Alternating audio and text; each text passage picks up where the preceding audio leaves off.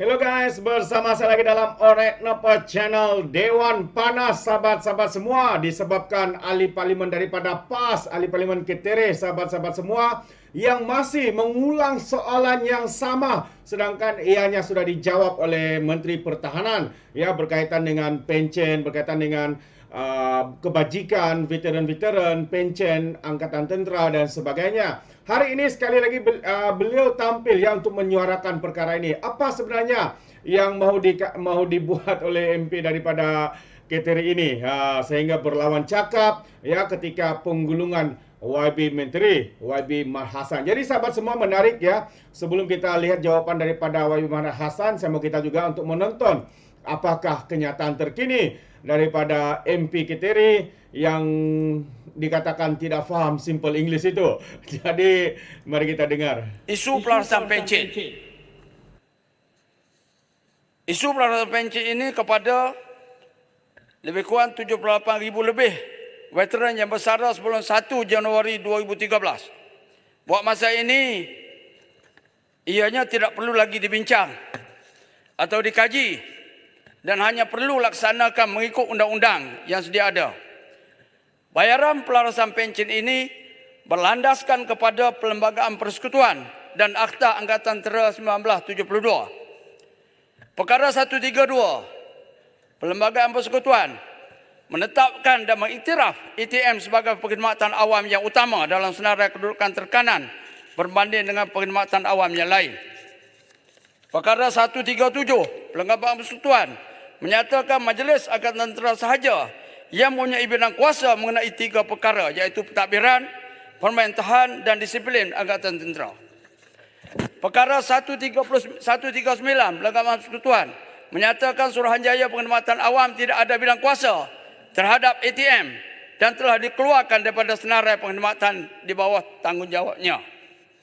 Seksyen 187 Akta Angkatan Tentera 1972 menyatakan Majlis Angkatan Tentera telah diberi bidang kuasa undang-undang membentuk satu peraturan pencen, ganjaran dan lain-lain faedah ATM 1982. Peruntukan di bahagian 5 Peraturan Angkatan Tetap Pencen, Ganjaran dan faedah-faedah lain 1982 merupakan garis panduan pelaksanaan pencen veteran ATM yang diperakukan oleh Majlis Angkatan Tentera. Sudah lebih 10 tahun mereka menunggu pelaksanaan pencen ini dilaksanakan kerana ianya hak mereka dan wajib dijelaskan oleh kerajaan. Ingin saya ingatkan sekali lagi kepada Kementerian Pertahanan bahawa veteran ini bukan menagih simpati daripada kerajaan, tetapi menuntut hak mereka. Untuk makluman Datuk Pengerusi dan semua ahli-ahli Dewan yang mulia, sejak tahun 2013 saya tidak pernah mendengar satu pun Menteri Pertahanan, termasuk Menteri Pertahanan sekarang, yang dah menerajui kementerian hampir setahun membawa isu ini untuk dibincang dalam mesyuarat kabinet. Kalau ada bagi tahu saya. Tapi saya tak dengar, tak pernah dengar lagi. Di sini saya menggesa. Betul, saya bagi penerangan. Nanti dulu kejap. Macam mana Ketereh tahu saya tak pernah bawa? Itulah saya kata, kalau ada bagi tahu saya. Tapi saya tak dengar. Saya ada buat banyak kali. Kena bagi tahulah. Tapi tuduhan tu tarik balik lah. Saya tarik balik kalau benda tu dibawa di ni. Saya bawa ke kabinet. Tuduhan tadi mengatakan saya tak bawa, tarik balik. Minta tarik balik. Kerana itu tuduhan. Itu bukan kenyataan. Bukan itu tuduhan. Saya kata, dengar dulu. Saya kata, kalau bawa, okey. Kalau tak bawa, bawalah. Tarik balik. Tarik balik. Okey, tariklah. Okey, terima kasih. Di sini saya menggesa pimpinan Kementerian Pertahanan sekarang untuk membawa isu pelarasan pencen ini dibincang dalam Majlis Angkatan Tentera. Dan seterusnya membawa perkara ini ke mesyuarat kabinet akan datang untuk diluluskan. Di sini saya juga ingin tahu berapa implikasi kewangan yang melibatkan pelarasan pencen ini dan apakah rancangan Kementerian Pertahanan selepas ini untuk menyelesaikannya. Saya harap selepas ini tiada lagi jawapan daripada Menteri Pertahanan untuk mengkaji atau berbincang atau apa-apa lagi, kerana undang-undang yang sedia ada dah cukup untuk membuktikan kenapa kerajaan wajib melaksanakan pelarasan pencen. Itu dia sahabat semua, seperti yang saya katakan tadi ya. Seperti yang saya katakan tadi, kita boleh nampak sebenarnya ya sehingga ditekan, dikatakan tarik balik, baru dia menarik balik. So, sebenarnya apa yang berlaku, ya, perkara dia sendiri memperakui, ya, tidak ada menteri, ya, termasuk juga menteri daripada Kerajaan Perikatan Nasional yang membuat ataupun melakukan seperti mana yang sebenarnya yang sedang dilakukan oleh Kementerian Pertahanan hari ini. Tapi tuduhan yang dibuat oleh YB Keteri ini adalah sesuatu yang tidak berasas, ya, sembrono cakap, sehingga akhirnya macam tadi selepas ditekan disuruh tarik balik, beliau tarik balik. Ternyata, ya, ini adalah fitnah, ternyata itu adalah tuduhan yang sembrono, ya, daripada siapa ini? Ahli Parlimen Ketere. Sangat-sangat memalukan. Jadi kita mau mendengar jawapan, ya, daripada jawapan daripada YB Menteri, ya, berkaitan dengan isu itu. Jadi tanpa buang masa sahabat semua, sekali lagi mari kita tonton video ini bersama-sama. Berkenaan dengan veteran, ini banyak bertanya tentang veteran. Tan Sri Ketua, Kementerian Pertahanan mengambil maklum bahawa terdapat lebih 40,000 orang veteran yang belum mendaftar dengan Jabatan Hal Ehwal Veteran atau belum mengemaskini maklumat-maklumat mereka dengan Jabatan Hal Ehwal Veteran. JEF ATM telah mewujudkan satu platform penyimpanan dan pemprosesan data secara bersepadu dikenali sebagai VIBES 1.0 Veteran Integrated Benefit System 1.0 pada tahun 2011 dan VIBE 2.0 pada 2023, dan ianya user friendly kepada semua veteran-veteran kita. Nombor 2, ia juga turut dihebah melalui laman sesawang JEF. Selain itu, program outreach JEF ATM sentiasa dilaksana seluruh negara. Persatuan-persatuan veteran ATM juga membantu untuk mengenal pasti veteran-veteran dalam yang belum mendaftar supaya maklumat mereka ada dalam sistem 2.0 bertujuan agar semua mereka menerima bantuan yang disalur oleh kerajaan. Betul.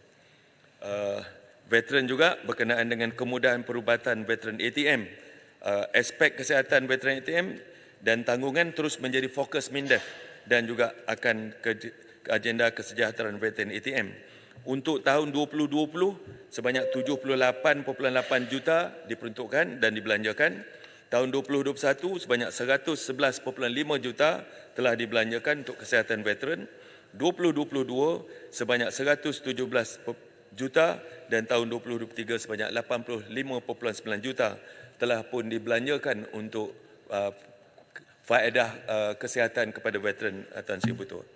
Berkenaan dengan veteran juga, status pelarasan pencen bagi veteran yang bersara sebelum 1 Jun 2023. Ini kita telah pun membuat dan telah menghantar kepada pihak kerajaan, agensi pusat. Ya.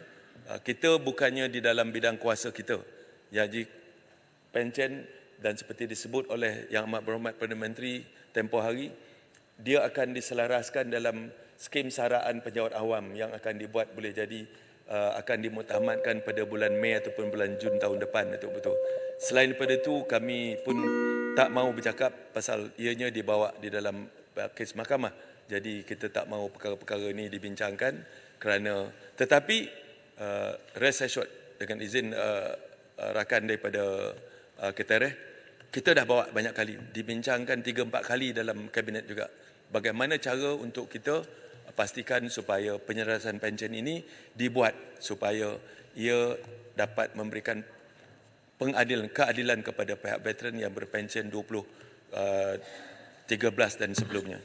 Berkenaan dengan veteran juga, sikit aja, Yang Ketua, apa jaminan daripada Yang Berhormat Menteri bahawasanya pelarasan pencen ini akan dibayar? saya nak jamin tu tak boleh tu, sebab saya bukannya pembuat dasar ataupun yang pemutus kata, tetapi besar kemungkinan insya-Allah dalam skim saraan penjawat awam dan penyelarasan pencen penjawat awam yang akan dimuktamadkan pada pertengahan tahun depan, penyelarasan pencen ini akan turut bersama dilakukan. Itu setakat itu boleh saya bagi tahu betul. Ya. Berapa amount ni saya tak tahu, ya. Kerana dia di luar saya. Kalau MINDEF yang buat, saya boleh beritahu. Saya minta maaf tak boleh beritahu lah ya. Secara jujurnya saya tak dapat beritahu lah. Dan saya tak dapat nak jamin. Tapi insyaAllah dalam skim saraan penyawat awam dan penyerasan pencen penyawat awam yang akan dimuktamadkan tahun depan memang ada. Ya. Itu memang masuk. InsyaAllah betul-betul. Berkenaan dengan peruntukan yang banyak sampai 160 juta peruntukan tambahan untuk JEF tahun depan itu, Datuk Petua, ini adalah pemberian kemurahan hati daripada Yang Amat Berhormat Perdana Menteri Keuangan, ya, iaitu memberi bantuan sara hidup secara bulanan RM300 kepada semua veteran-veteran yang tidak berpencen, ya, semua. Tapi tahun ini Tori ada kekalutan sikit, ya, bajetnya tak ada. Tapi mulai tahun depan bajet tu dah ada. 160 juta tersebut, tambahan tersebut untuk Jabatan Awal Veteran itu adalah khusus untuk bantuan sara hidup bulanan kepada pesara-pesara yang tidak berpencen. Alhamdulillah, terima kasih. Itu dia, itu betul, ya. Yang lain berkenaan dengan veteran juga. Wakil Menteri, lumut. Mengenai bantuan RM300 tu, adakah syarat-syarat yang pendapatan garis kemiskinan 1168 tu masih dikuatkuasakan? Datuk Petua, ini yang sebabnya dibajetkan untuk kesemua 41,000 orang veteran yang tidak berpencen tu, ya. Kita tak ada apa dah. Semua akan dapat, ya. Sebab tahun ini ada sedikit kekalutan, iaitu mengikut paras kemiskinan tegar. Jadi tahun depan kita masukkan dan dia telah pun diluluskan dan dengan kemurahan hati Yang Amat Berhormat Perdana Menteri. Yang Amat Menteri, Tuan Pengerusi, dalam perbahasan juga saya telah membangkitkan isu berkenaan dengan meningkatkan lagi keanggotaan tentera, terutamanya di antara kalangan orang kaum India dan Cina. Mohon kalau boleh diberi penjelasan. Dah sampai giliran pun. Terima kasih. Saya faham bahawa Yang Amat Menteri juga bersungguh-sungguh di atas isu ini. Jadi saya tunggu untuk jawapan. Datuk Petua, pengambilan untuk anggota tentera, kita tak ada kota. Kita tak pernah meletakkan kota apa-apa. Bahkan ini merupakan suatu apa yang dipanggil sebagai suatu fokus kami sekarang untuk bagaimana cara untuk kita menggamit seramai mungkin anak-anak Malaysia daripada kaum bukan bumi putera untuk memasuki perkhidmatan Angkatan Tentera Malaysia, baik laut, darat ataupun udara. Itu sebabnya Angkatan Tentera kita mengadakan berbagai-bagai cara, mengadakan berbagai-bagai promosi di sekolah-sekolah, di universiti-universiti, menggunakan NGO supaya dapat kita menarik lebih ramai lagi anak-anak Malaysia ni yang bukan bumi putera untuk memasuki bidang ketenteraan. Tapi dia punya hasilnya tidak memberansangkan, itu betul, ya. Walau bagaimana kita buat, bagai-bagai cara kita buat. Dan sekarang ni masuk tentera, itu betul, kemudahan untuk melanjutkan pelajaran memang ada. Nak melanjutkan bidang pelajaran peringkat ijazah, peringkat sarjana, macam-macam ada, ya. Dan gaji pokok pun sekarang ni kalau anggota lain-lain pangkat tu bukan macam dulu lagi RM500. Sekarang ni dah masuk saja dah melebihi RM1,500 campur allowance sampai RM1,800. Dan jika mereka mempunyai kemahiran-kemahiran, Datuk Petua, mereka akan mendapat lebih lagi, ya. Sebab kita ada perbezaan sijil biasa dengan sijil kemahiran. Sijil kemahiran tu dapat 2,000 lebih, Datuk Petua, sebagai dia punya kemasukan awal ataupun gaji peringkat awal mereka. Ini saya minta supaya semua termasuk daripada rakan kita, ya, kalau boleh kita sama-sama war-warkan, kita sama-sama pastikan supaya masalah yang dihadapi oleh MINDEF, masalah yang dihadapi oleh ATM untuk menggamit seramai mungkin anak-anak Malaysia yang bukan kaum bumi putera untuk memasuki perkhidmatan tentera ini dapat kita laksanakan. Terima kasih Menteri. Saya menggunakan kesempatan ini untuk merakamkan ucapan setinggi-tinggi tahniah dan penghargaan di atas semua langkah-langkah yang diambil. Dan saya akan cuba membantu. Mungkin saya boleh cadangkan sebagai permulaan ahli-ahli parlimen mungkin boleh menjadi pelapis tentera. Kita boleh cara untuk kita menyemarakkan lagi semangat kemalaysiaan dan semangat patriotisme. So boleh dicadangkan. Tapi saya akan membantu sebanyak yang boleh untuk mengadakan program di kawasan saya. Terima kasih. Saya setuju Tan Sri betul supaya ahli-ahli parlimen kita jadi pelapis, tapi saya takut nanti banyak kena buat pilihan raya kecil.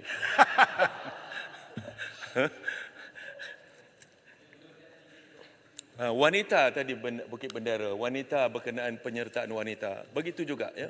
Kita mempunyai ramai wanita yang menyertai angkatan tentera dan peluang mereka dalam angkatan tentera itu amat baik sekali. Ada yang dah ada 2 star wanita kan. Yang 1 star tu ramai, terutamanya dari segi bidang kedoktoran, perubatan Tuan Yang Pertua, ramai 1 star ramai. 2 star wanita, mereka ini doktor-doktor pakar. Dan juga daripada seperti disebut kita mempunyai juruterbang jet pejuang pertama wanita negara kita, juruterbang helikopter dan macam-macam lagi. Saya juga minta supaya kita punya NGO wanita agar bersama-sama mempromosi supaya bersama-sama untuk kita pastikan ramai penyertaan daripada kaum wanita untuk menyertai profession angkatan tentera itu betul. Menteri perlukan berapa minit lagi? Agak-agak. Lagi 10 minit boleh? 15 minit. 15 minit. Okey. Ini berkenaan LCS. LCS ni banyak kali saja dah cakap dah. LCS ni sebenarnya dia sepatutnya tak ada jadi masalah. Ya. Tapi kerana projek tersebut terhenti berapa lama, terhenti disebabkan oleh kajian semula projek, terhenti disebabkan oleh COVID 2 tahun, maka projek tersebut terhenti. Maka kita nak revive. Tan Sri Yang Pertua, aset dah ada. Mengapa kita buat 5, orang kata tak buat 6? Ya? Kita buat 5 kerana kita dah beli 5 set enjin, 5 set generator, 5 set gearbox, 5 set propeller, 5 set shaft. Semua dah ada. Jadi kita kena buat. Kerana yang mahalnya itulah. Yang nak buat hal tu tak mahal. Nak buat hal tu dia pakai blok-blok saja. Ya? Dan sistem komunikasi dan kombatan. Berkenaan dengan pertambahan untuk 5 buah ni 2 bilion, pertambahan tersebut bukannya pertambahan kos overrun, tak ada. Pertambahan tersebut Tan Sri Yang Pertua adalah pertambahan untuk kita membeli aset kombatan. Kita dah kena pasti pihak Tentera Laut telah pun kena pasti misal yang mana daripada negara mana, semua. Itu saja dah, kalau dalam laporan Ketua Audit Negara, laporan PAC Datuk Betul, itu saja dah 1 bilion tambahan. Termasuk pula interest, bayaran insurans, bayaran macam-macam lagi ya. Dan termasuk kita bayaran kerana kita terpaksa bayar pengurusan. Tak banyak. Kalau kita tengokkan dalam kita punya PAC punya laporan tu, yang 2 bilion tu dengan secara jelas telah pun PAC terangkan apa dia tambahan tersebut. Dia bukan tambahan kerana cost overrun. Tambahan kerana kita dulu semasa kita membuat projek LCS ni, kita belum lagi orang kata apa identify ataupun kenal pasti misal mana kita nak pakai. Ya. Jadi kita telah kenal pasti dan itu saja, combatant itu saja, misal itu saja 1.029 bilion. Lepas tu lagi cost insurans banyak, cost design macam-macam lagi tu. So, semuanya one off, dia bukan merupakan dia non recurring cost Tan Sri Yang Pertua. Jadi ini tambahan. Jadi mengapa kita buat 5? Jawabnya kerana kita dah ada, semua dah beli 5 set. Kalau kita nak buat pula 6 lagi dan kita kena beli dan tambahan akan lebih banyak Tan Sri Yang Pertua. Orang tanya juga tadi mengapa kita teruskan dengan Bauxite Shipyard, Bauxite Naval Shipyard. Ini diputuskan dalam peringkat 3 kali diputuskan oleh kerajaan terdahulu dalam kabinet supaya kita teruskan dan kita meneruskan dengan syarikat yang sama. Kerana kita tak boleh kita menukar ke syarikat nak buat tender baru, dia akan menelan belanja yang lebih besar Tan Sri Betul. Nak kita buat OEM baru, nak kita buat kontrak baru dan makan masa yang besar dan macam-macam lagi lah. Kalau nanti kita enjin dah beli, syarikat baru pula kata tak nak pakai enjin yang sama, kita terpaksa berlanja lebih besar lagi. Jadi itu sebabnya Bauxite Naval Shipyard ini diteruskan untuk kita meneruskan projek ini. Dan tak ada masalah pun dengan Bauxite Shipyard Engineering atau Bauxite Naval Shipyard ini, Tan Sri Yang Pertua. Mereka buat kerja baik. Anak-anak tempatan kita baik. technical dia orang capability mereka baik, tapi disebabkan oleh projek ini dulu terpaksa diberhentikan untuk dikaji semula, dan bila nak dihidupkan semula 2 tahun setengah Tan Sri Bhutua kita tutup kerana COVID. Jadi inilah masalah kita, tapi sekarang tak ada lagi kelewatan. Kalau kita tengok ada orang kata kelewatan LCS ni, dia bukan buat LCS ni, Tan Sri Bhutua, dia ada 4 peringkat, iaitu peringkat design, peringkat equipment, peringkat construction and trial and commissioning. Kalau kita tengok dalam laporan PAC, laporan kira-kira keuangan negara, peringkat pembinaan kita terdahulu. Kita dah lebih awal daripada masa sepatutnya. Tapi yang ke belakang sikit peringkat design. Sepatutnya 96%, tapi kita peringkat 84%. Jadi ini saya rasa tak ada masalah kerana peringkat Naval Group, iaitu principal designer kat sana, tak ada isu. Saya yakin bahawa kelewatan itu akan dapat dilakukan dan akan dapat kita pastikan dirinya diberi kebenaran, insyaAllah. Terbaik sahabat-sahabat semua. Itu dia satu pencerahan yang begitu padu ya daripada YB Menteri ya berkaitan dengan LCS, dan yang tadi berkaitan dengan perkara sebenarnya yang diulang-ulang oleh YB Ketere, MP Ahli Parlimen PAS ini, sahabat-sahabat semua. Dan satu tuduhan yang melampau yang dinyatakan kononnya, ya betul, sebelum kerajaan hari ini, ya sebelum kerajaan perpaduan, sebelum ini memang tepat, bahawa tidak ada rancangan, tidak pernah dibincangkan ya berkaitan untuk kebajikan veteran, pension veteran. Tetapi berbeza hari ini, kerajaan perpaduan hari ini, meeting, perbincangan itu sudah dijalankan untuk melaksanakannya. Jadi kalau YB Ketere tadi mengatakan kononnya ya tidak ada perbincangan, itu adalah satu tuduhan yang melampau ya, sehingga YB Menteri berdiri dan menyuruh beliau untuk menarik balik. Akhirnya kecut perut ahli parlimen daripada PAS Parlimen Ketere ini. Siapa suruh membuat tuduhan melampau. Jadi terima kasih sahabat semua. Sampai di sini saja, izinkan saya untuk mengundurkan diri. Tapi sebelum itu, sekiranya Anda mau berikan sebarang komen, pandangan, Anda boleh berikan komen Anda dalam ruangan komen. Jadi, izinkan saya untuk mengundurkan diri. Dan seperti biasa, peribahasa mengatakan, tak apa pun kangkap, 2 tahun keinginan. Dalam bahasa Melayunya, tepuk dada, tanya selera. Sekian saja daripada Orek Nepet Channel. Kita berjumpa lagi. Bye-bye.